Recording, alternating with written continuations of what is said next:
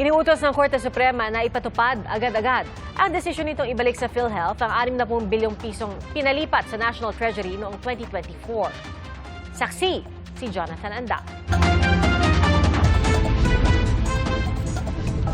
Nagkaisa ang mga mahistrado ng Supreme Court. Dapat ibalik sa PhilHealth ang pinalipat na 60 billion pesos na pondo nito sa National Treasury. The Supreme Court, through the ponentia of Associate Justice Amy C. Lazaro Javier, unanimously ordered the return of PhilHealth funds. Matatandaang noong 2024, pinare-remit sa PhilHealth ang halos 90 billion pesos na sobra umanong pondo na hindi ginagamit ng ahensya.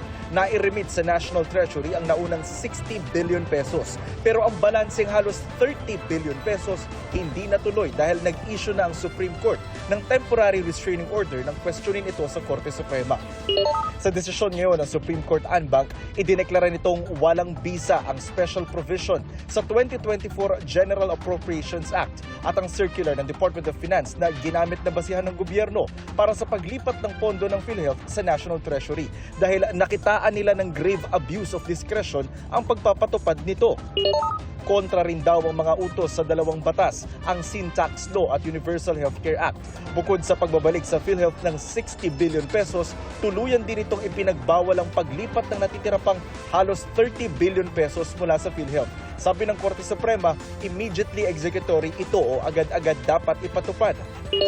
Tinanggihan naman ng Korte ang hiling ng mga petitioner na tukuyin ang criminal liability o pananagutan ni dating Finance Secretary at ngayon Executive Secretary Ralph Recto para sa technical malversation o kaya ay plunder.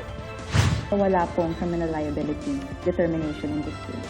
The Supreme Court said that this was not the proper proceeding to determine the criminal liability of the Secretary of Finance, because this is a petition for certiorari under Rule 65, which deals with determining whether there is grave abuse of discretion.